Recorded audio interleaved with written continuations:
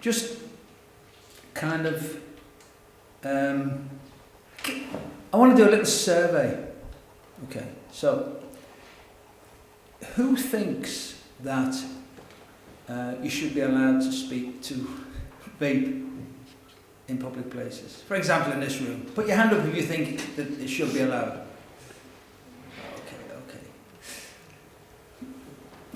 So put your hand up if you think... I'm half and half on that. Yeah. Half and half. Depending, I respect the policy of the person of the owner to build it, if that's their request. Yeah, okay, we'll come to that. That's interesting. Who thinks that you shouldn't be allowed to, should not be allowed to smoke in vape in public places? Okay. The question is why? Now you've stolen my thunder there. now it comes to courage and conviction, Sam. Would somebody who thinks you should be able to tell me why you think you should be able to? Would someone like to? One of the people who put your hands up to say. I think there's very different types of public places. Yep. So I don't feel able to say yeah or no. So this room, during this seminar. So during this seminar, it's just adults in the room. So then, for me personally, this would be a space when perhaps it could be allowed. Yeah. I don't think I need that. I've got a big enough gob. I have concerns, because I work in a museum, and I have concerns of vaping in public places that have a lot of children in them, because I personally have seen the reaction of my 9-year-old to a friend of mine's vaping in our house. And it caused me concern about how he was reacting. Excuse me a sec. We need the mics for the recording, for the videoing. Do I have to repeat Big what voice I've or just not? said? Okay. So there's different types of public places. I think that public places that have children in them, there should be a restriction on vaping in public, because there are a whole load of young people, sort of under the age of 12, let's say, who perhaps aren't used to seeing that many people smoking because of the smoking ban. So they're not making a connection between vaping being a better version of smoking, if you like, or a lower risk version of smoking. They're not making that connection. They're just seeing someone doing something and wondering what it is, and wondering why they're doing it, and being interested in that as an activity. So I think you have to be very careful if you're introducing this as a sort of normalised activity when you've got families and children observing it. Okay. So what out of context sometimes as well. So presumably the people who put their hands up would disagree with that. So why would you disagree with that? I think, well, I mean, if I've got to use it, you've got to use it. I mean, going sort of in relation to that point, that the fact that smoking isn't allowed in public places doesn't take it out of the public eye. In some ways, it places it right in the public eye. Children now are walking past workplaces and pubs and shops, and there are people smoking outside all of them. So you're not denormalising smoking. In some respects, the smoking ban actually places smokers more in view of children than before. I mean, you know, I think that there is an argument for, I mean, personally speaking, if I was running a business, I might say I don't particularly want people vaping in a customer-facing role, simply because it would be like them eating their lunch in front. It's a very informal activity. But if they're sitting in an office in a back room or something, I wouldn't have a problem. So, you know, yeah, I don't say that there should be no restrictions whatsoever. But in most places, there is no health justification for banning it. And I just think it goes to show how much smokers have been denormalised since the smoking ban. You know, you go back to 2007 and most people didn't have a problem with people smoking in the pub, particularly if it was well ventilated and there was somewhere they could go away from the smoke if that's what they wanted. And now we've gone to the point where something that just looks like smoke is, you know, not in any public buildings. It's really not appropriate. Could you have the mic here? Because this was an interesting point of view. What's that? Just before you say sorry, When you want to speak, just get the mic. Just put your hand up and get the mic as part of the discussion. Okay? Oh, yeah. Okay. Well, I know that's you, Judy. Yeah, I think it depends on the public place you're speaking about, when it's indoors. When it's a supermarket or when it's a restaurant, that's different to say in here where it's nicely ventilated. You can probably get away with having a vape in here. In a supermarket, me personally, I don't bother, because if I can't wait half an hour to get outside, something's wrong. You know. So I think as far as the smoking is concerned and the normalisation, I think a lot of it has been brainwashing to society in demonising people that smoke. And then you got the next generation growing up thinking there's something wrong with smoke. So they're seeing vaping and they're thinking vaping is smoking. So I think it's down to education on telling people that vaping isn't smoking. It's something totally separate, and it's not, it's nowhere near as harmful. So when a business decides on a policy to not allow vaping, I think it's important to base that decision on knowing the facts about vaping before they do that. Which of you three put your hands up for the... yes? Probably me. Did we agree that we wanted to vape in Raise a hand either way, I'm not sure why. Yeah, no, it is interesting. And I mean, you made a very interesting comment there. If you can't wait for 10 minutes or 20 minutes, please, you know what I mean? Is it that desperate that you have to smoke in a supermarket or you have to smoke in here?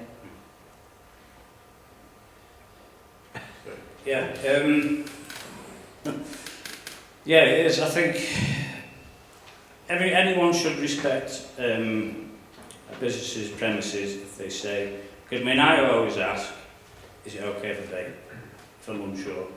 If not, sometimes if I'm in somewhere where I can think, oh, that's healthy, someone comes to me and says, oh, do you mind not doing that? Okay, fair enough. So I think it's important for businesses to gauge their policies on knowing more about vaping and not just throw it under the same bus, under the same bracket as smoking. Okay, so here's the thing then. You know, Jerry talked about Wetherspoons. I think he mentioned Wetherspoons or pubs. You know, pubs for a long time have been purveyors of one of the most dangerous drugs in existence. And some of them even have the cheek to put no drugs allowed in there behind little notices. What's wrong with vaping, which is not dangerous? What's wrong with vaping in pubs? Why would pubs not allow that? You don't have to answer that question. Sorry, got tongue-tied then. I think some vapers are actually guilty of giving it a bad image as well, through being inconsiderate, like Brian said, he would normally ask. Vaping's come a long way from when I started, which is about 6 years ago. I run my own business in this industry. But what I don't promote is what's moving into what we call the clown chasing industry, where people will go in and give the big fat finger to somebody saying, oh, I can do this because it's not bad. Yeah. I think a bit more consideration needs to be given by vapers. That basically because some people are actually taking the mic off. Yeah. Okay. Now, anyone from the panel like to say something about on this issue? Thank you. Because I'm swinging towards you. Can't we vape in here, Pardon? There are people. No. I think I agree with everything you've said on that, Brian. I think it is down to common courtesy. Not everything you say, Brian, but I think courtesy comes into it. But I think it's interesting when we're talking about normalisation is very much the buzzword, isn't it, today? I mean, we didn't used to say normalisation. It's a very odd word. Yes, you could say, why would it normalise smoking when in effect, actually, it would normalise vaping? And if it normalised vaping so that people thought that it was better to vape than it was to smoke, then why would that be a bad thing? Of course, ideally, I don't think anybody here is suggesting it's a good idea for young people to start taking up anything, let's face it, that perhaps they could be better living without. But the fact is that there will always be young people who will take risks. If it isn't cigarettes, it will be something else, or it will be alcohol, or it will be something. Or equally, you get an awful lot of very unhappy people. I know I was. I was an incredibly unhappy child for all manner of reasons. And actually cigarettes were really important to me. I wasn't actually involved, I didn't actually really care about the bloody risk. And I think we ought to think about that as well when we're just putting out these blanket statements. So, yes, I think the big thing is just to remember that if you're going to say then you vape, that you've got to go outside with smokers, to remember that why should I stand next to, I hasten to add, I don't believe there's a great deal of harm whatsoever in second-hand smoke, but that's another story, but, you know, there isn't. But I don't see why I should nonetheless have to stand with them if, in fact, I've stopped smoking. You know, I have stopped smoking. I have switched to vaping. You could move down the street, though. You could move down the street a bit in that case. Well, I'm not allowed to smoke in my pub, I have to tell you. This was 5 years ago, and somebody saw it, and there was a huge thing on the pub saying, vaping not allowed, and nobody ever heard of it. I said, why don't you just put Judy Gibson isn't allowed to vape? Because there's no bugger else. It looks like smoke, so we don't like it. That's it. No. That's it. That's your reason. That's as scientific as it gets. I'd just like to clarify that I think some of us are concerned that we're not seeing it as saying, vaping's a better alternative to smoking, especially with young people. We're not saying they don't realise it's better than smoking, but they are taking it up as an addictive habit, some of them. Now, big picture, it's helping people who are in a lot of danger from smoking, so that's great. But we cannot ignore that young people are taking it up and they're seeing the gadgets and being fascinated by them. But smoking risks are falling amongst young people. You need the mic. Yeah, I'm just trying to say that, yes, the big picture means that there's good ideas about it and that we should be thinking differently about it. But the impact on children and young people, I think sometimes is being pushed to the background. But you know, the easiest way to get a kid to do something is to say, don't do it, actually. That's the easiest way to get a child to do something. And they're going to do it anyway. They're going to do it anyway. They don't need to see it. You know, I think the whole point of the whole question of kids being influenced is greatly overrated, actually, in this one. Greatly overrated. Well, it's just that you've got two people in the room whose kids have been influenced. Yeah. Oh, no, but so if you may be the other two, you know, it is greatly overrated. We work with a number of young people, actually, 16 to 24-year-olds, and we're getting a lot of feedback From 16 to 24-year-olds over the issue of vaping themselves, and we have some great discussions. And which is better than And I absolutely know that if you say no to someone, they're going to do it. Yeah. We go from a harm reduction point of view. Which is better, vaping or So I smoking? do take offence to that comment before. However, what was your question? No, well, the comment wasn't directed at you. Which is better, smoking or vaping? Which is better? If they're going to do this activity and they want some kind of nicotine hit or they want to be cool. I would obviously say that if you're a smoker, then obviously vaping is going to be better for you, and that's the reason that it was originally introduced. In theory, that's why it was introduced. I would just sort of like to ask, has there been any research? Because there's obviously been research in terms of the impact between smokers and vaping and the differences to health. There's been a bit of research on that. But has there been any research on the difference between vaping and not having smoked at all? But you wanted to address the other point, Constance? Yes, I want to address a few points, I think in my presentation I discussed the issue of isolating specific cases or parts of the population and then discussing about the population effect, and that's wrong by definition. But even on a personal level, I suppose we all agree that having sex at a very young age for kids is not a safe or a nice thing to do, right? But how many of you would agree that we should ban the use of condoms by kids? This is exactly what we are discussing now about vaping. The kids are getting into the habit, so let's ban it. It's like saying that because we don't want kids to engage into sexual activity at a young age, we're going to ban the use of condoms. So don't do it because nothing is safe. That's exactly the same argument, and I must say that I have stolen this from David Abrams. It's not my idea, but it was a very good example that he had said in the past in the cigarette summit in London. There is no real issue of kids being attracted to e-cigarettes on a regular basis. There is a lot of experimentation, I totally agree with that, all the evidence is on experimentation, but the problem with many studies is that they define, for example, current use as past 30-day use. And I'll tell you one example. Recently, the Surgeon General released a very alarming report in the US about kids being engaged into e-cigarettes, and that's a public health alert for the US. So I obtained the National Youth Tobacco Survey dataset from the CDC. It's not my survey, it's the CDC survey. The latest one, 2015. Do you know how many never smoking adolescents, what's the proportion of never smoking adolescents who are using e-cigarettes every day? No, I'm not talking about nicotine.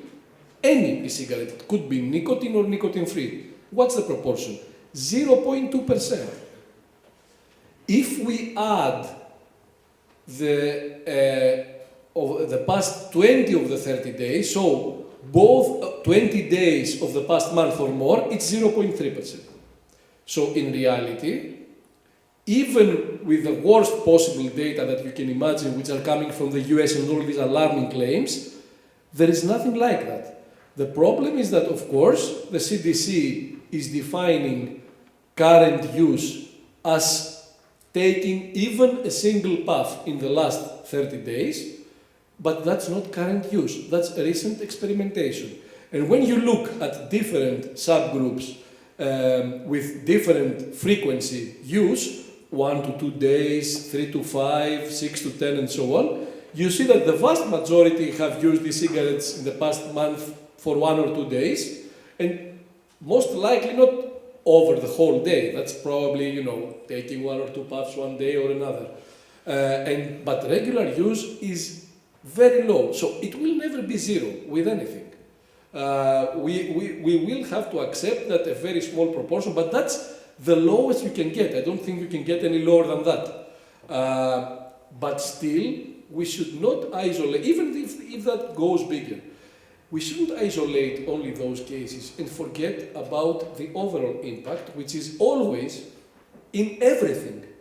It's always a matter of benefit versus unintended consequences or side effects or whatever. You remember in the case of drugs, how many people were saying that by giving free clean needles, you are basically promoting a safer use of drugs. Or by making use of drugs safer, you are promoting drug use among kids. That was exactly the criticism against harm reduction for IV drug users 20, 30, 40 years ago. Doctors were jailed because they were providing opioid substitution therapies. Let's not forget that. So I fully agree with the comment, the introductory comment, that we are seeing a repetition of history. It's a déjà vu story, but it's for something else. Also, we should not forget that harm reduction is an approach that all of us, with no exception, are using in all our daily lives and routines. From the use of seatbelts, the use of helmets, the use of cars. Now, it's a very simple thing. Yes, cars, of course, they are necessary for people to go to their job, for transport of goods. But why do you use your car for a vacation with your family? To go on a trip. You are exposing yourself to a well-known risk of being injured or dying from a car crash, the same for motorcycle, but still you are doing it. So we must set a limit on how we are defining what is safe. We can't discuss about absolute safety. There is nothing which is absolutely safe. even for the food products and the water and everything else, there is always a set of acceptable risk. There is nothing which is zero risk. We don't have the money to address zero risk in all our daily lives. Would also be pretty dull, wouldn't it? No risk. That's another discussion which we No can discuss. handwriting. It's what Jerry mentioned about pleasure, but yeah. Okay. I apologise. I should have asked people to introduce themselves. So from now on, could you say who you are and where you work and everything? And when you're using the mic, don't get too close to it. If you pull it away, you'll avoid that feedback. So anyone else? Anyone wants to say anything on this very interesting topic? If you've already spoken, I'm going to skip you for the moment. So let some new people speak. I'm from a local community drug and alcohol service. A bit higher, a bit near. I really don't like using mics. You sound great. And so this is my opinion. I'm not affiliated with this service that I've come from. I just want to make that clear. But what we seem to be missing is we're talking about a highly addictive drug, and that's the reality of it. You know, for me, you know, when they brought smoking bans in, and even now you can't have, all cabinets with the whole cigarettes are covered, they're not advertised. You walk through a shopping centre and there's vaping signs everywhere, and it's a highly addictive drug. I understand the harm reduction, and especially with the service that I work in, we promote harm reduction if there's no other way forward with someone.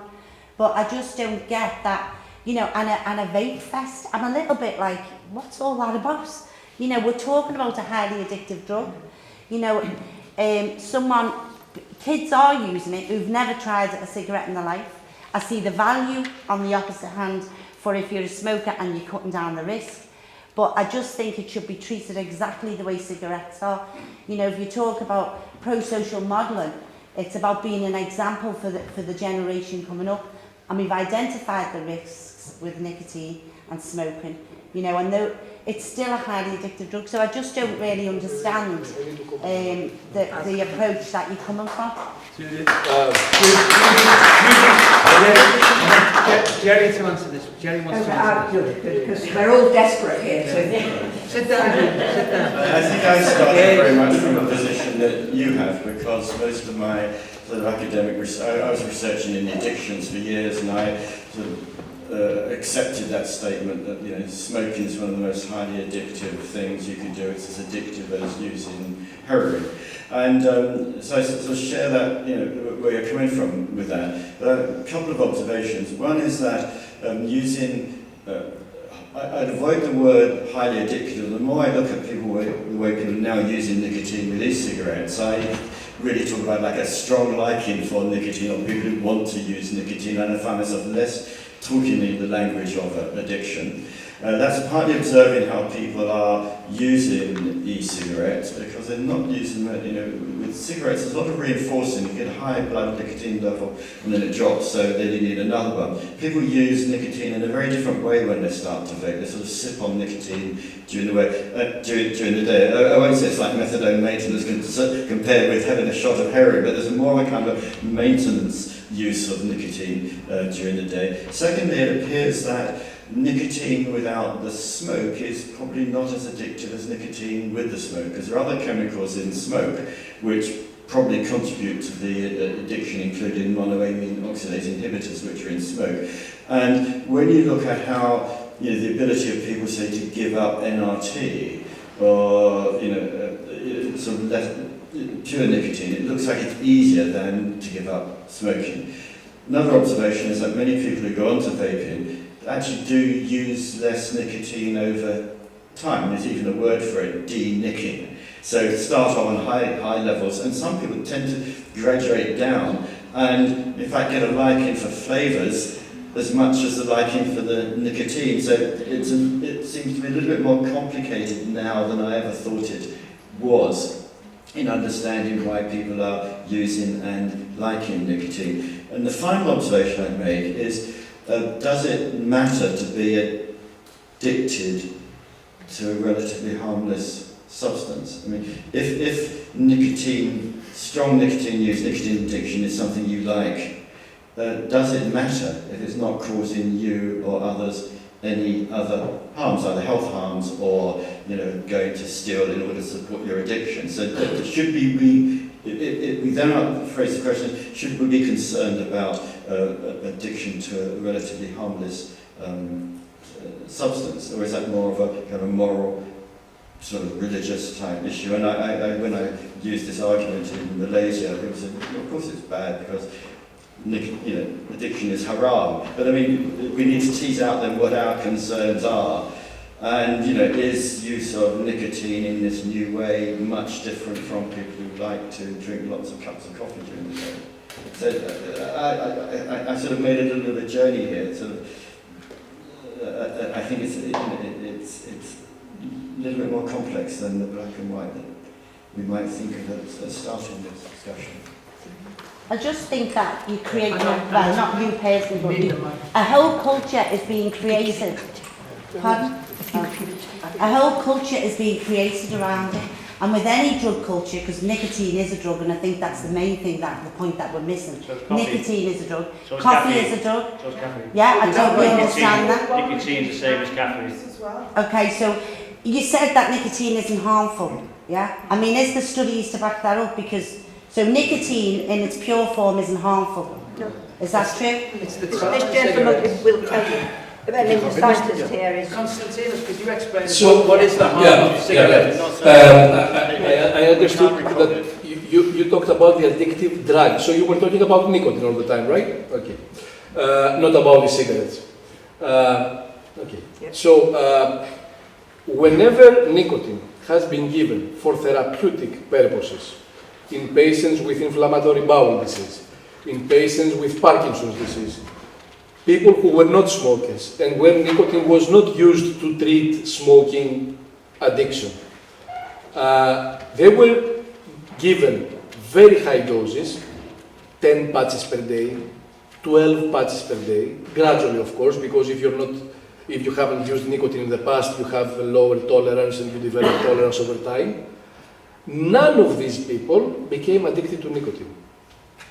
This shows what Jerry said previously, that it's the smoking habit which is addictive, which, of course, I'm not saying that nicotine is not at all addictive, so let me clarify that, but it's the combination of the rituals, of the behavioral part of smoking, and chemicals, including nicotine, but many other more, which have a combined effect creating the addiction.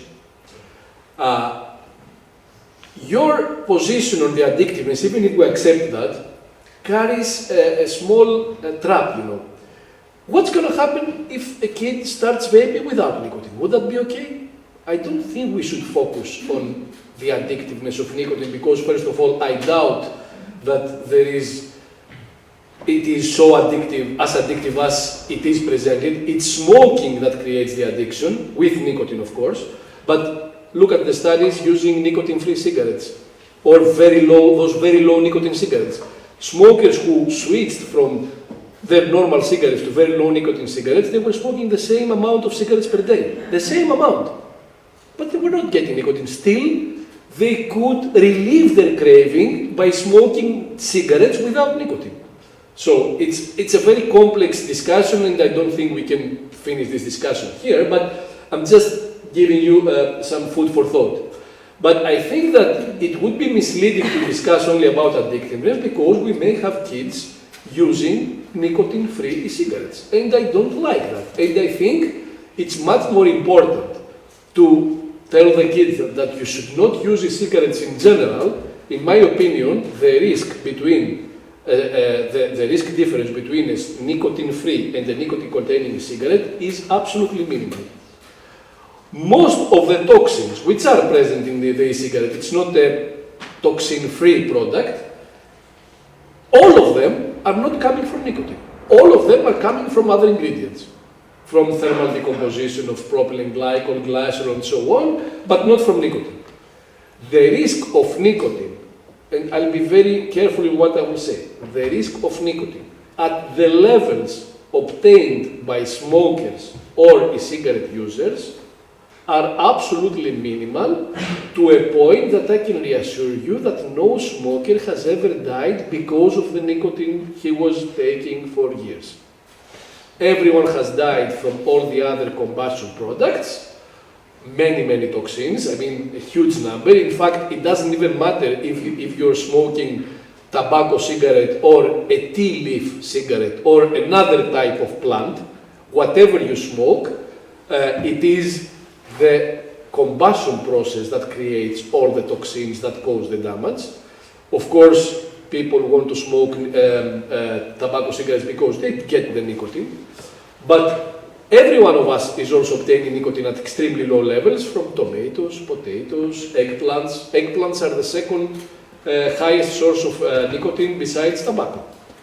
Very low levels, of course, and they are so low that no one, of course, is going to be addicted by that amount of nicotine.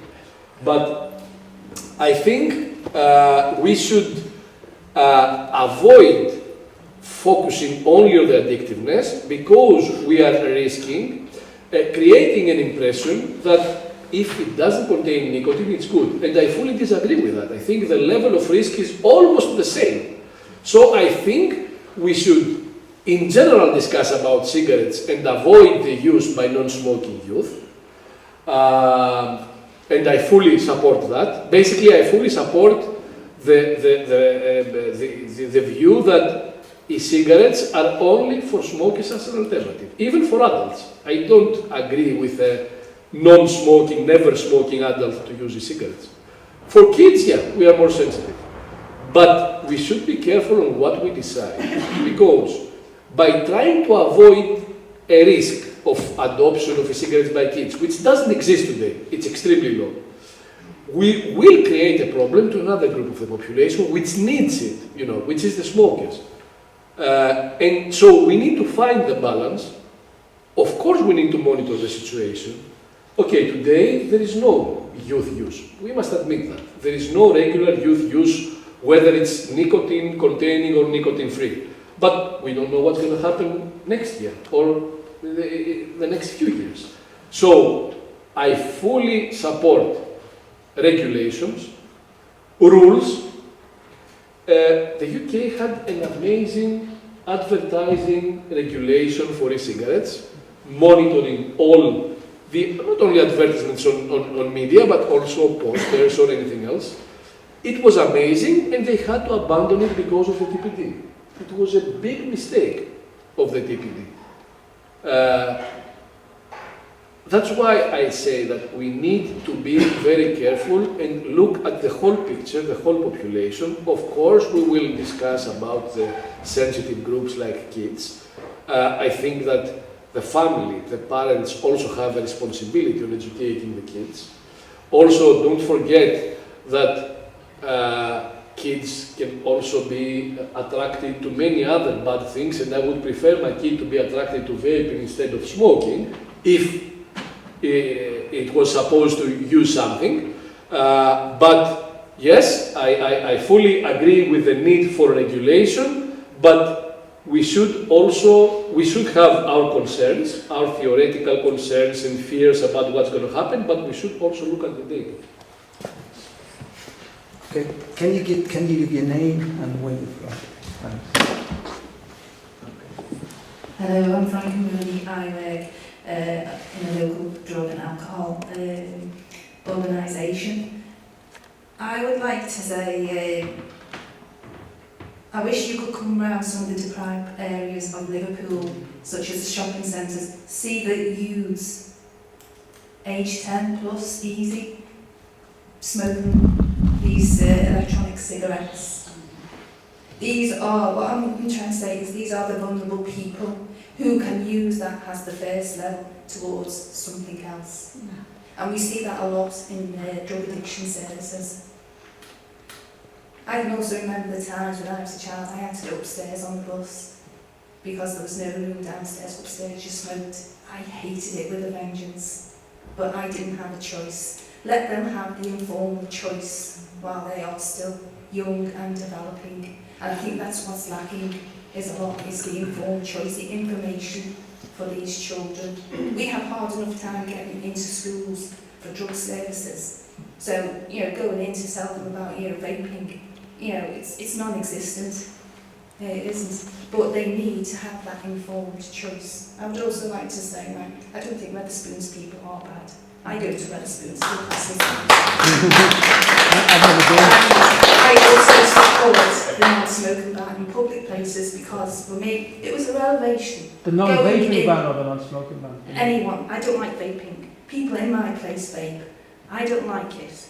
I don't like it being smoked into my face. I don't like the smoke. I don't like the smell of it. Can I just ask, the kids that you speak of, are they already smokers or not?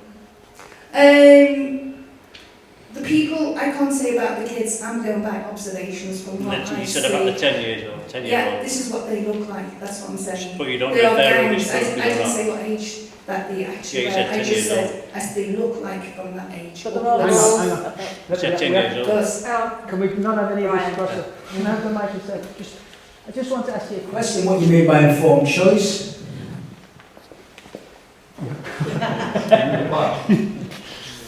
we see a lot of information about the dangers of smoking, which we all agree there are some dangers. But we don't see as readily the information about e-cigarettes, do we? It's happening exactly the opposite. We see information that doesn't even exist on the dangers of vaping. Yeah. Let me respond. That's basically what I'm saying. Yeah. Those young people need to have that informed choice. I suppose the kid. Let me answer. I suppose. Do you think that a kid can have an informed choice at the age of 10? Yes. Some kids can, yeah. Okay. Then what is the information we should tell them? That vaping is lethal? We have absolutely no evidence that vaping has caused a single disease to anyone. Let me tell you. That's exactly what's happening. I'm talking about the evidence. We don't have a single evidence right now that vaping is causing any level of disease, any kind of disease. That is the evidence, in my opinion. We don't have any evidence. So, tell me, what kind of information I'm asking? Should we tell those people that it is dangerous? Okay, how can we tell them it is dangerous? Yeah, tell me, please. Didn't have evidence for smoking until years after. I agree. Do you know Hello, what I mean? my What does that mean? I think we should wait for 50 years. My name's Joyce, and Sarah and I are education managers for National Museum Liverpool, and quite unusually for a museum, we specialise in drugs education, and as Pat knows, we've been promoting the harm reduction method for years and thoroughly support it. We can't inform 10-year-olds to give them an informed choice. Yes, we can make informed choices if we give them the right information. But where the hell is the information on vaping? Because it's so new, the way it's been handled has been so cat-handed. There is no evidence for either side at the moment that we can truthfully say to children. And on that premise, I absolutely support that we should err on the side of caution and just be very wary about how much exposure we do have to this activity. Because even taking the nicotine away, it's a psychologically addictive activity because it's a gadget. Yeah, well, the people who vape have now sat with their vapors in their hand all the way through. No, you're wrong. You're wrong. Sorry, okay. So in my opinion... No, you're wrong for another. I don't understand why I said you're wrong. Okay, so in my opinion, based on young people I've spoken to, both in a professional manner and a personal manner, I've met some young people who are now addicted to vaping, who have come off the nicotine levels because I've asked them to do so. But the activity itself, they really enjoy and they're finding it quite hard to give up. Now, whilst we don't know the evidence, I would like us to err on the side of caution, going back to the original question about do we ban it in certain places and not in others. I don't see the harm in being a bit cautious with it while we're all in this mad area of not knowing. Let's be a bit cautious with it and give people who are old enough to make informed choices the space to do things, but let's make some, how can I say it, neutral spaces as well. Okay. I'm going to bring you the mic, but there's a really important point coming out here. I had a long time in what was called drug education, and informed choices was part of it. But you know what the choices were? They were the choices the teachers wanted the kids to make. So in reality, kids have no choice at all. No choice at all. The choice was what the teacher wanted them to do. We'll teach them decision making, the decision to say no. That's the decision that the teachers wanted them to make. It's fraudulent, the whole thing. Do you think there is anything... Can I just ask, are you applying that to... No, not talking about you. No, absolutely not. No, no. I'm talking about drug education about 30 years ago. I love this live conversation because it's really obvious that there are a lot of misconceptions that we need to address. It's a rare occasion that we can address that in a live debate, you know, not from one article to another and monologues. This is Liverpool. Many times, should I say. Now, is there anything more cautious than saying no one who is not a smoker should use e-cigarettes, whether it's a kid or an adult? That's what I said. I don't think there is anything more cautious than that. But let me come back to the addictiveness, because you're talking about people who want to vape right now here. Yes, Brian wants to vape. You know why? Because Brian was an addicted smoker. He didn't become addicted by the e-cigarette. We wanted to test whether e-cigarettes are addictive to someone who has never smoked. We couldn't. You know why? Because we can't find never smokers who are using e-cigarettes daily at a large enough number that you can perform a study. So, you are again, and I think you also did that, you are discussing about the addictiveness of a product which is used by people who were already addicted to smoking. Nicotine. You were addicted to nicotine. To smoking? No, they were not addicted to nicotine. Do you know anyone who's addicted to nicotine through another way? I think she wants to reply. Let me hear. Chewing nicotine gum for 5 years. They're not addicted to smoking now. They're still addicted to the nicotine. They're addicted to nicotine gum. But they're addicted to a harmless product. But can you see what I'm saying? If it was smoking is the habit, a habit can be broken replaced with something else. No, but that is an addiction to nicotine, or they wouldn't still be chewing nicotine gum after 5 years. Yes, that's why nicotine. To answer to your question, if nicotine was the main issue, NRTs, nicotine replacement therapies, would have been the only thing that we need. But NRTs have the lowest success rate than any other method, even behavioral support without using anything, the lowest success rate besides quitting by yourself. The success rate of NRTs, which is nicotine delivery, through another route, is 7% in 1 year. And if you read the meta-analysis published in BMJ about the effects of NRTs, they said that most likely the efficacy of NRTs is absolutely zero, and the only efficacy that we were observing on NRT studies were coming from the behavioral support which was included into the NRT treatment. So if nicotine was an issue, we wouldn't need anything but NRTs. But NRTs have been proven over the years to be the biggest failures in treating nicotine, in treating smoking addiction. So this is a clear evidence that it's not the problem of nicotine. Okay, if you vape, then you're still maintaining the habit of smoking. Yes. I'll tell you personally. Okay, I was smoking 30 cigarettes per day. Personally, I was smoking 30 cigarettes per day. I've tried every smoking cessation medication that exists at the moment it was released in the market. Because I'm a physician, I had access, I could get them immediately. The maximum duration that I maintained as smoke-free was 5 months.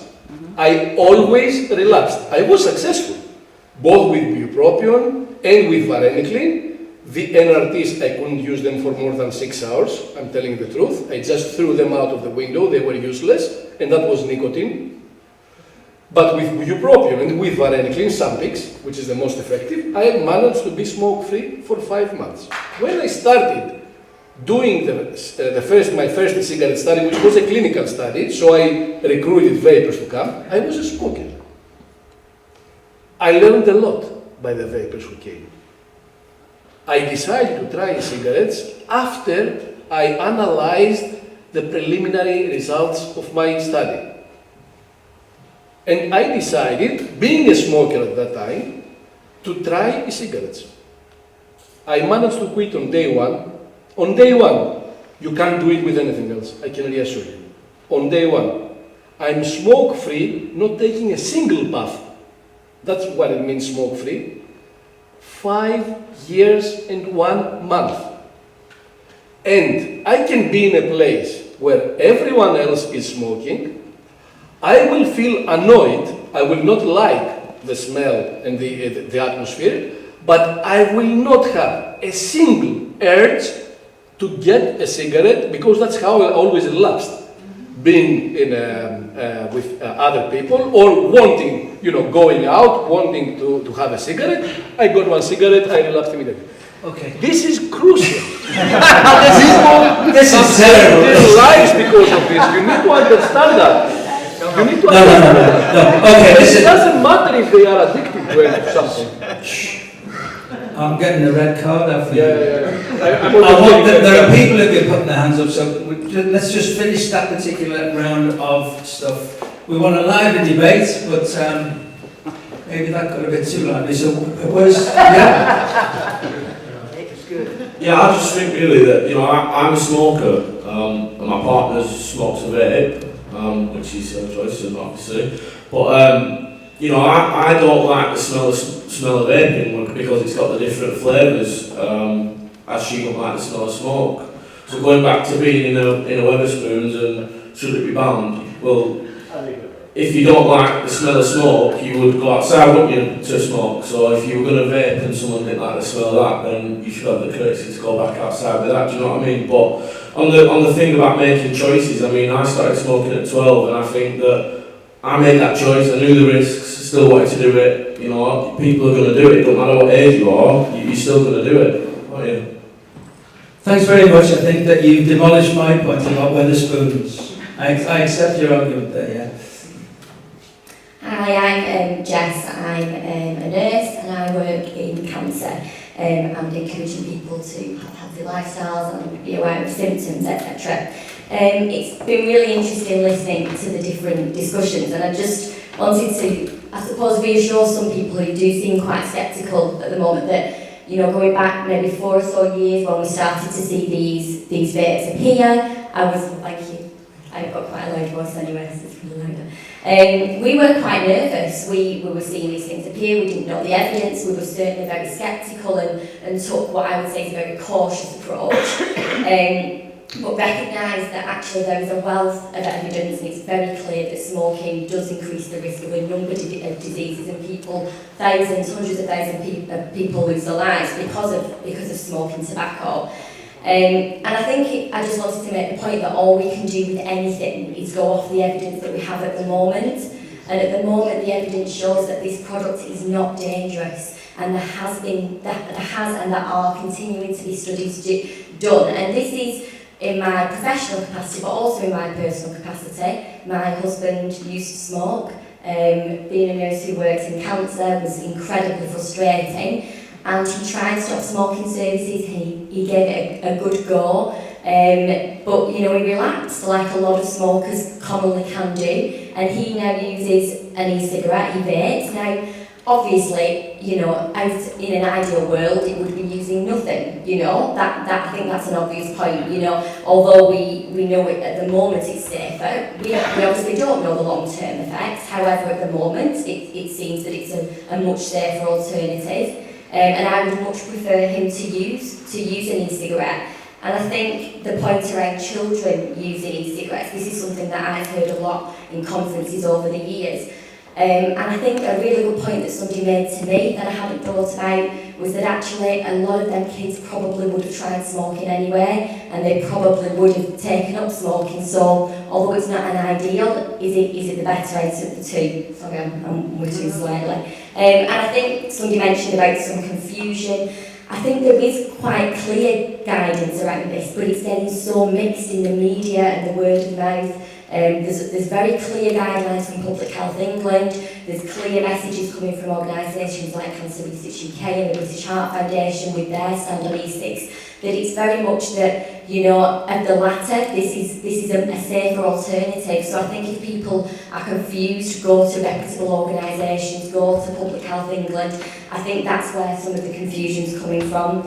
And I think going back to the original point of the debate, of would I want somebody to smoke an e-cigarette in here? Probably not. You know, my husband, sometimes it sort of looks a bit like a train of steam coming from it. You know, but I probably wouldn't want somebody to spray deodorant in my face or hairspray in my face. It's not that I'm worried about it's going to cause cancer, because there isn't any evidence that that would happen. But I think just from a polite point of view, I probably would prefer not to have something sprayed in my face.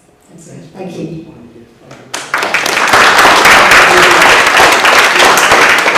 Hi everybody, I'm Conrad Foote from Young Addiction Liverpool Drug Service. So just to say, we teach harm reduction at Young Addiction Liverpool, so in comparison to smoking, we'll always say without the tar, without combustible materials, it's going to be extremely safer. But what we do see is at Young Addiction is a new cohort of young people that never smoked who are using e-cigs for the first time. So it'd be good to do some new studies around that, around prevalence, because that is an issue. And I think for some young people where they haven't smoked before, they're in their bedrooms and their parents are in bed and they're toking away all night, and they perceive themselves as being physically and psychologically addicted as well. So that's an issue for some young people that they tell us, so that's what we deal with sometimes. I'm just going to go around. I'm going to go around to get questions, and then I'll give the three speakers a chance at the end to respond. There's one here. You say who you are? My name's Gina Brown. I'm a stop smoking practitioner in Leicester. I'm very, very suspicious of bans. Some might be necessary. I think back in the 1980s, snus was banned in this country because it was assumed to be harmful. It's not. It's been proven to be not harmful. As regards banning smoking or vaping in public places, indoor places, I think if you can't rely on people's courtesy, maybe you have to resort to a ban. Unpleasant though it is, but it might be necessary, because not everybody will conform to courtesy, but they might have to conform to a ban. Okay. Anyone else from the audience? Anyone else from the audience? Yeah. I'll go here first because you've had a go, but you can have a go after. Thanks. Yeah, my name's Kim Rosswell. I'm a researcher at John Laws University, and it's just to say really, we've recently been commissioned by Public Health Wales to do quite a large study looking at young people's knowledge and understanding of e-cigarettes. So we're in the very early stages at the moment, but hopefully our study will help to inform those sort of policies and stuff. And we have been doing a bit of, like, just in preparation, looking at literature of previous studies, and there's so little out there at the moment about what young people understand about e-cigarettes. So hopefully that's something that we're going to try and address this year. A couple of years ago, JMU, funny enough, did a survey of several thousand youths all from under the age of 18 and maybe 16, I can't remember. And it came out with quite an astounding figure that quite a lot of the younger kids were vaping. The trouble was, they failed to ask one vitally important question, is how many of those kids were smoking with nicotine? Now, e-cigarettes from our eyes will become fashionized in those kids. They will vape, but not necessarily with nicotine. And those that go on to stay addicted, as Dr. says over there, are practically zero. Just one more audience. I'm pointing to it, I'm not wanting the microphone. Danny Hutton, the Classic Cancer Centre. Danny Hutton, Classic Cancer Centre. Just to pick up on Jess's point, I agree there's some really clear guidance out there from PHE and Cancer Research UK. I think what we're seeing is that guidance is not making it into policy. I was involved in a study where we looked at cancer centres across the UK and asked them about their smoke-free policies. And one of the questions we asked was any distinction made between conventional cigarettes and e-cigarettes. Only one trust said yes. Now I think it's very clear we should be making a distinction, and we're not. I think positively since that study, there's been a number of trusts who have taken what I'd see as a very proactive stance and started to make distinctions between cigarettes and e-cigarettes. Because we can wait for evidence that may or may not come, but I think the challenge for me when I was a therapeutic radiographer was people would come to me and say, Danny, I've given up smoking. And I'd say, fantastic, and they'd say, I'm using an e-cigarette. And I can't say, oh, well, I can't have an opinion on that, there's no evidence. We need to be supporting them. I still think it's part of the harm reduction strategy. And I would still encourage them to look at a smoking cessation service. But certainly strong evidence. Thanks very much. Excuse me. Okay, so I'm going to go. Judith, let's come over here. Yep, okay, I'll come to you now in a minute. Yes, I'm Brian Coe from Winsford in Cheshire. I've been advocating on a consumer level on Facebook for Vaping and Unedited. I've just recently set up our own website, helping people to switch totally free information, loads of information now, and 10 steps to get switched from smoking to vaping if you so wish to. Just put the information out there.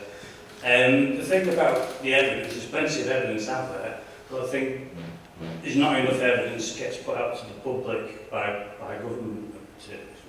All those in the vaping community, we know about what's going on, and the evidence is out there, but most people don't because they're not in it, or they might have, they've got busy lives and stuff like that. There's plenty of evidence. You've got public health in 95% safe for the smoker estimated. You've got Royal College of Physicians, and you've also got Cancer Research UK. They just brought out a very recent study on vaping. So there's plenty of research out there, and anyone in the public health domain should be well aware, in my mind, of the Cancer Research UK study. Just say about the normalisation, there's no normalisation of smoking in vaping because vaping isn't smoking. So therefore, it's denormalisation of smoking. On evidence, you should never forget the power of anecdotes. For some reason, people are prepared to believe anecdotes over evidence often. Hi, I'm Caroline, smoking practitioner, West Chester, Cheshire West. It's the tobacco companies I disagree with. That's where my passion lies. I've smoked, I've been in the trap of nicotine addiction, and I don't want to teach the next generation that they need nicotine. I don't want to be teaching my grandchildren that it's okay to stand there in a tummy because you need that. You need that drug. It's like me introducing my grandkids to coffee. They don't need coffee, and they do not need nicotine to be happy. And that's my anger, that we are working our hardest to get people off and away from tobacco companies that are destroying lives in Africa, all in the tobacco fields. They're also destroyed. They've destroyed for centuries people's lives, killed people. Now they've got their e-fags and they've come in and will just use the nicotine. They're in Asia now, making sure the kids in Asia smoke so they can make money. I am buying into that. That's my passion and that's where my anger lies. I'm happy that people are coming off cigarettes. Yes, they're using the vapor, but I want them off the vapor. I want them free, drug-free. Like a heroin user, a methadone user, because a human being does not need a drug to be happy. And that's the sadness I'm hearing. And kids will do whatever. They'll go, no they won't. We're telling them, you'll go and experiment. That's the message we're giving. We should be giving them the message that they don't need a drug to be happy. They don't need to live off all of this. The food industry is government, mind control, everything. It's just a waste of energy, where energy should be into the living and being happy. That's me. Well said. Hi, I'm Karen Ferran. I've got smoking practitioner for the last 13 years.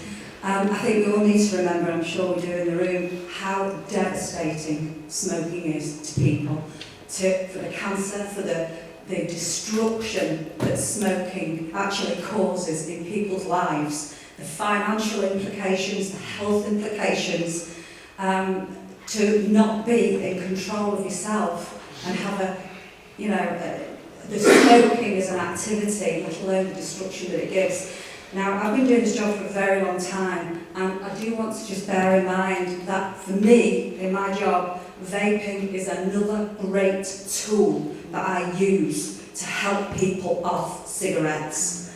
NLP is another good tool, and also the service I offer and the behaviour the behaviour changes that I deal with my patients and clients, along with all the other choices, the pharmacological aids. It's about choice and it's about getting people off cigarettes.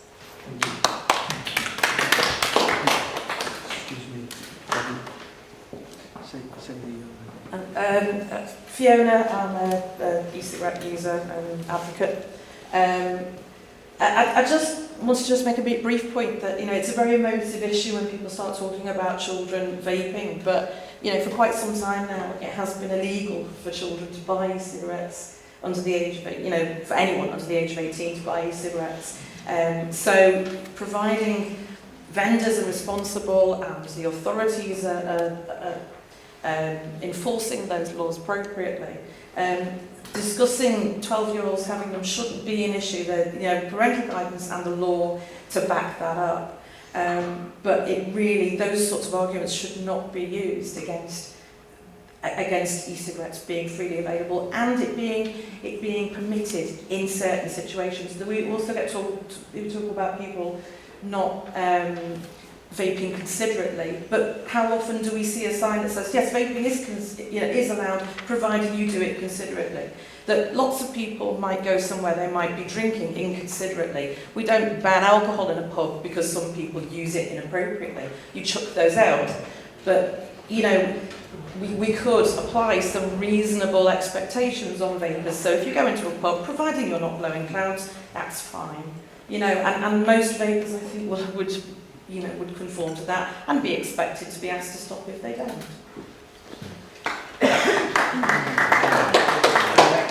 Someone who hasn't spoken. Someone who hasn't spoken, yes. So, yeah. Hi, I'm Sue Doherty. I work and manage a drug alcohol service in Oldham in Greater Manchester. We do quite a lot of work actually in trying to advocate with our long-term heroin users switching over to vaping, because this is a population that die young of chronic health conditions, particularly chronic chests. I suppose what I'm really interested in, I'm kind of relatively vaping naive, and is there a difference between the different substances and flavours that you can vape that has any implications on health? What other chemicals are available to vape? So for example, things like CBD is available as a vape, and where do we stand in advocating that to people who need something to kind of help them calm down a little bit? And is there any difference between different vaping apparatus and risk? Last question now, last one, and then I'm going to give you a chance to speak. My name's Carol Pugh. I'm a case manager working drug services in prison service. We are facing bans of tobacco coming into the establishments, and e-cigarettes are going to be allowed for purchase. So for me today, it's just about giving that harm reduction advice, knowing the safety, because I do think from when e-cigarettes did come out, we weren't given enough information on whether they were safe or not, how safe they are, and what can we do to kind of promote that rather than smoking tobacco. Thanks. Okay, before I hand over, we're going to give the speakers a chance just to speak for a couple of minutes, and then we're going to finish. There's coffee and there's biscuits and stuff outside, so please don't leave us with all that on our hands. Just tuck in at the end. So I'll start with Jerry. A few observations. It's always very nice to come to Merseyside and have such lively discussions, as there's different views in the audience, and it's always a nice challenge. I think we shouldn't take our eyes off the big prize we could have here, even after all the things we've thrown at smoking over the years and the gradual reduction in smoking prevalence every year. It had tended to tail off, but it's now taken another dip. We still have nearly 9 million smokers in Britain, and those are the people we should be encouraging to switch to something far less dangerous, whether it's e-cigarettes or somebody mentioned snus. There are lots of ways of using nicotine in a much less dangerous way than in smoking. And most smokers say they want to quit, and many have tried. Mark Twain said it's easy to give up cigarettes, I've given up 100 times. So we know it's a difficult thing. So for me, the big prize here is creating an environment where smokers can be encouraged to switch to safer nicotine products. At the same time, taking on board those concerns about perhaps the unintended consequences, worrying about kids starting a lifetime of nicotine addiction. I don't think that's very likely, but clearly from what people said in the audience, there is that concern.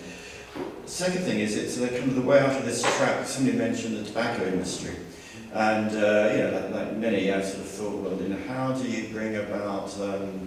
There's a model of the tobacco industry end game. We can drive out smoking and we can drive out the tobacco industry. Now that clearly hasn't happened, and you can't see how that would happen because no government's going to put up 60 billion to buy out BAT and close them down. It's a huge company, so the end game for me with the tobacco industry, right, still selling nasty stuff around the world, where they're getting into selling e-cigarettes here, still not the predominant players, but they're seeing their sales of cigarettes going down here, so there's a profit motive to get into the e-cigarette arena, and we know that big tobacco companies are now actually investing research money in designing safer products, and they're being quite honest, in their studies showing the deleterious effects of smoking and compared with e-cigarettes. So for me, there is a way forward in trying to beat the beast of the big tobacco, but it's putting enough pressure on them and enough encouragement on them to begin, over maybe 5, 10, 15, 20 years to become nicotine companies rather than cigarette companies. Now, of course, there are those in the audience who say, well, nicotine, dodgy, don't want a lifetime of nicotine, don't want a lifetime of addiction. I think that's a little bit...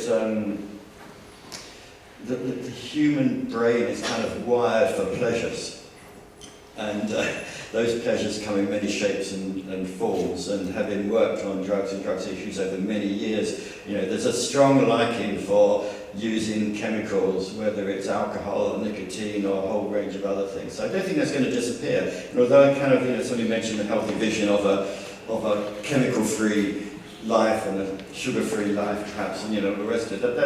That humans aren't actually quite like that. We have to accept. So there's going to be a role for pleasure, and if people can have their pleasures in a less dangerous way, and not going to hurt themselves or others along the way, that's kind of I'm happy enough with that. Even though I might sign up to healthy life, healthy living, healthy mind, body, and all the rest of it. Most of the population ain't quite like those aspirations. I live with the fact that many people want some sorts of pleasures. Thank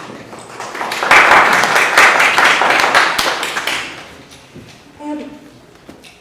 Just to answer, because you asked a very specific question about e-cigarettes and different types of ingredients. As Constantina said, actually, there's only two main ingredients: propylene glycol, vegetable glycol. The percentage of those two ingredients used to be 50-50, when in fact e-cigarettes were lower. They tend to be sort of vaped at a lower temperature. As they got slightly higher, more VG was used. Some people, for instance, I am not particularly fond of PG. Actually, it's quite dry. It does, however, carry the flavour better than vegetable glycol. VG creates more clouds, but it actually reduces the flavour slightly. So there is the next thing I was going to say is one of the best ways possible to advise people is to say, go to and hopefully you would be able to get that information. And certainly, I'm just going to mention now the New Nicotine Alliance. because in the UK, and they've got a website, they would be more than happy if you asked, for instance, the New Nicotine Alliance, if you asked somebody there, sent an email and say, is there any particularly good vape shops that you could recommend in Liverpool or whatever it is, we can put it out there. They may not know instantly, but vapers are only too happy to give that information, because in the end, the sort of strength that you use is really a matter of trying it out, so it's a personal thing. It's not like a cigarette. A cigarette basically is a perfect nicotine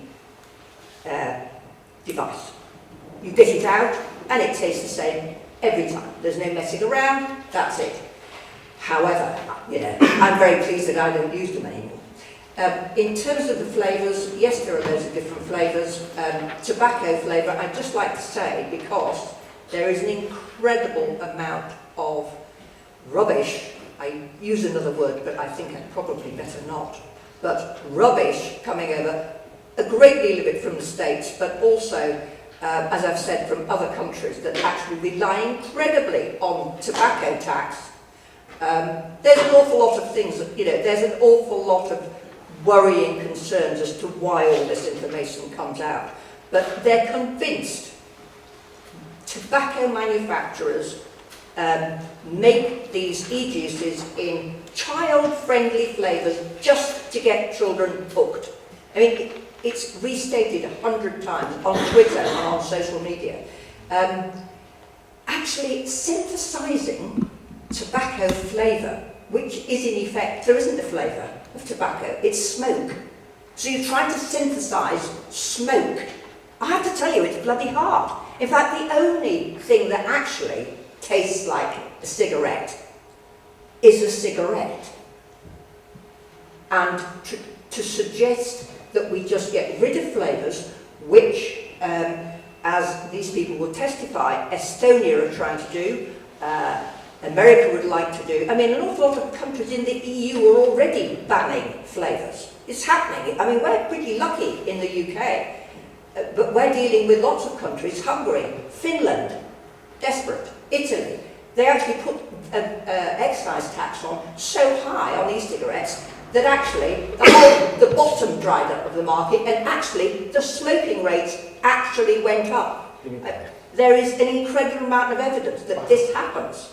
And so to the idea that anyone would ban flavours, I've tried tobacco. Occasionally some people like tobacco flavours, but very few. They start with tobacco flavour because they think that'll be like a cigarette. And I understand that, so did I.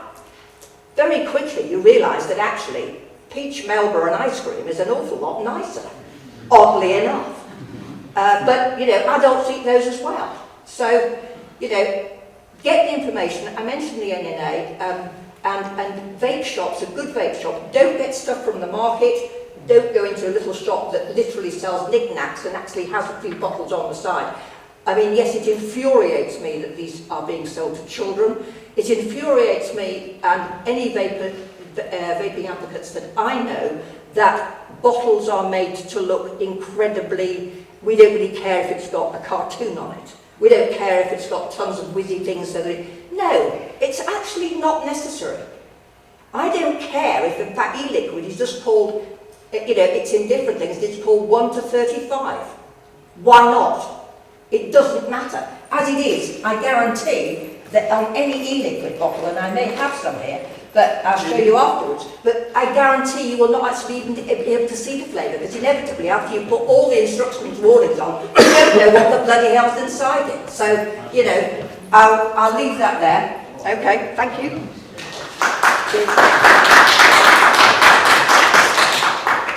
I'll start with a discussion that was mentioned, I think, by the lady and the gentleman there about the kids.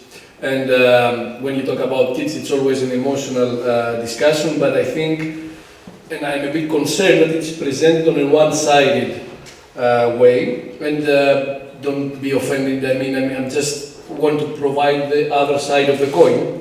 So I think it was you who mentioned that if we visit deprived areas here in Liverpool, you will see a lot of kids, 10-year-olds you mentioned, that are vaping and are actively engaged in frequent use of these products, right?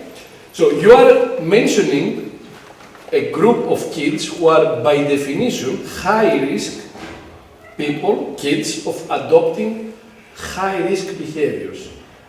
For those kids, it's a blessing that they have engaged into the safest of the high risk habits, which is probably so safe that it shouldn't be considered a high risk habit.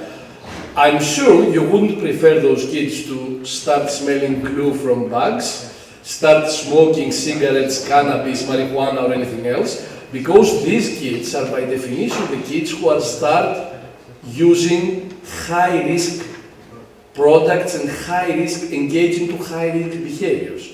So, yes, as I said, and I agree with you, these cases exist, and they will exist, and they will continue to exist. Kids who have never smoked. But there are, we can't just see it in this way. First of all, how do we know that these kids wouldn't have done something different, engaged into a different aspect, a different type of behavior if e-cigarettes didn't exist? You know that in socially deprived areas, there is a highest rate of use of other drugs, there is a high rate of inhaling anything crazy you can imagine. So these are by definition the groups, the population groups, even in the kids group, that are engaging into high-risk behaviors. And I can tell you that from a long list of such high-risk behaviors, e-cigarette is going to be the least harmful, not absolutely safe, I made that clear, the least harmful. But you also point out why it is absolutely necessary to have a regulation. Because I've heard, for example, yesterday in Leicester, someone thought that the best option is to allow the industry and the vapor self-regulate e-cigarettes. Well, that's definitely wrong. And there is no product that can be self-regulated by the manufacturers and work. So the regulation already exists today that e-cigarettes should not be sold to people below the age of 18. So, obviously, some people are breaking the law. So we need to implement the law. However, I must tell you that if my child was smoking, I would go myself to get to my kid an e-cigarette, and I would do my best to try to convince the kid to quit by switching. Of course, ideally they should quit by themselves or without using any alternative, but just because we know that kids or even young adults don't ever ask for help to quit smoking. They don't want to discuss about getting any helping types of therapeutic product and approach, a pharmaceutical or behavioral support. They don't. I think it is not only a viable but a necessary option in these cases, even if we are talking about kids. Now, for those kids who have never smoked before in the past, we must also consider the possibility. I'm not saying that this is happening in all of the cases, and obviously it's not going to happen in all of the cases, but we must consider also the possibility that e-cigarettes may act as a primary prevention tool against the initiation of other high-risk behaviors. This is something that was not mentioned for the first time by me, but by a researcher in the US who analyzed the data from the Monitoring the Future survey 2014 and found that 70% of the kids were not using nicotine at all. They were only using flavors. And the vast majority, again, were just occasional users, not regular users. And they discussed the possibility of these cigarettes acting as a primary prevention tool. So, I'm not saying that this is the case for 100% of the cases you mentioned. And I'll be honest, we don't need data. It definitely will not be the case for 100% of kids vaping. There will be some kids who will be engaged into vaping, even without avoiding something else. But we need to see the whole picture. So I understand the emotion when we discuss about kids. But we should also see that for some kids it might be a blessing to use this instead of something much worse and much more harmful.